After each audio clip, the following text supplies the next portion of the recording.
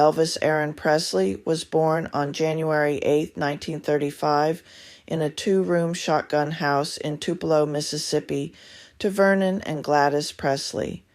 He was born as a twin. His identical brother, Jesse Garon Presley, was stillborn.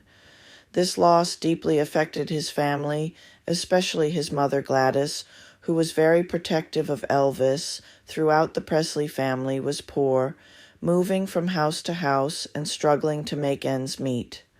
Despite their financial struggles, Gladys and Vernon did their best to provide a nurturing environment for Elvis. They were a close-knit family, with Gladys instilling strong values and a deep sense of influences. Elvis's early musical influences were diverse and deeply rooted in the rich cultural tapestry of the American South. Gospel music. Elvis was exposed to gospel music from a young age. His family attended the Assembly of God Church, where he was captivated by the soulful singing of the choir. Gospel music would remain a lifelong passion for him and a significant influence on his musical style. Growing up in Mississippi, Elvis was also influenced by country music, which was popular in the region. He listened to the Grand Ole Opry radio broadcasts, and artists like Hank Snow and Roy Acuff made a lasting impression on him. Living in the South, Elvis was surrounded by the sounds of the blues and rhythm and blues, R&B. He would listen to local African American musicians and radio stations that played blues music. This exposure helped shape his unique sound, blending different musical genres. Birthplace in Tupelo, Mississippi. Tupelo was a small town with a significant African American population, which allowed Elvis to be immersed in the rich musical traditions of blues and gospel. The town's vibrant musical culture left a lasting impact on him, and he would often attend gospel revivals and visit Beal Street, known for its blues.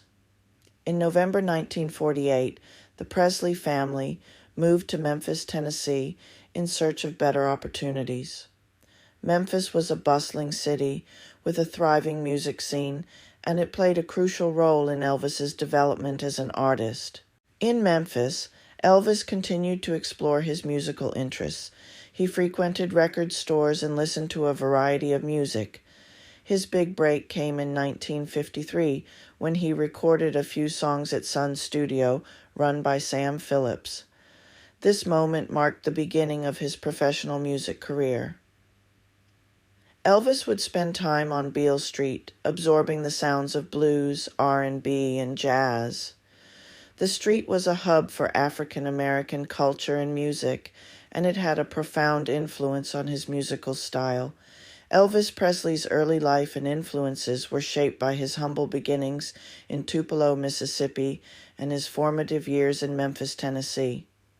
The diverse musical landscape he was exposed to, including gospel, country, blues, and R&B, played a crucial role in developing his unique sound. This blend of influences would later catapult him to unprecedented fame as the king of rock and roll. Discovery by Sun Records. Elvis Presley's journey to stardom began in Memphis, Tennessee, where he was working various jobs to support his family. In 1953, a pivotal moment occurred when Elvis walked into Sun Studio, a small recording studio owned by Sam Phillips. He paid $4 to record a two-sided acetate disc as a birthday gift for his mother, singing My Happiness and That's When Your Heartaches Begin. While this initial visit didn't immediately lead to a record deal, it put Elvis on Sam Phillips's Elvis return to Sun Studio in 1954, hoping to impress Phillips. After a few unsuccessful recording attempts, the breakthrough came on July 5, 1954. During a break, Elvis began playing an upbeat, bluesy version of Arthur Crudup's That's All Right on his guitar. Phillips, intrigued by this new sound, asked Elvis to repeat it. The recording, featuring Scotty Moore on guitar and Bill Black on bass, captured the raw energy and unique style that would soon define Elvis's career. That's All Right was released on July 19, 1954, and became an instant hit on local radio. Following the success of That's All Right, Elvis quickly recorded several more tracks at Sun Studio.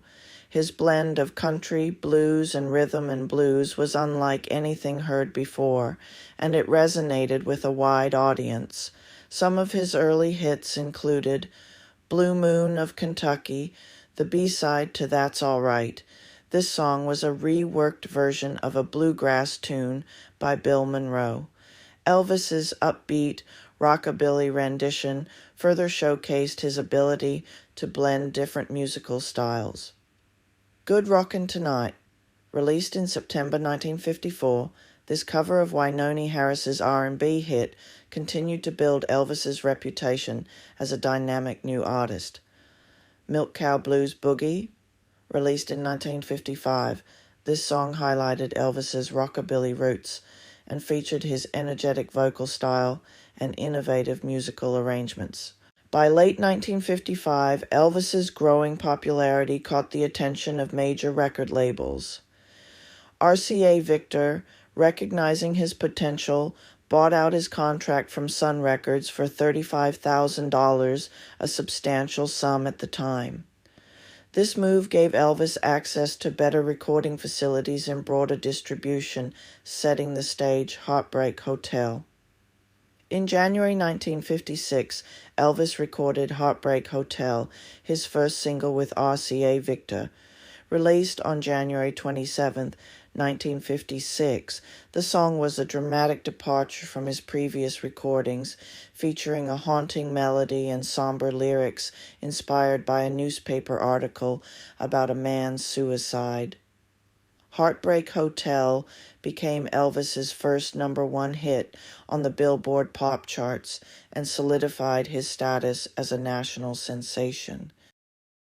Elvis's dynamic performances on national television shows like The Ed Sullivan Show and The Milton Berle Show introduced him to a wider audience and showcased his charismatic stage presence.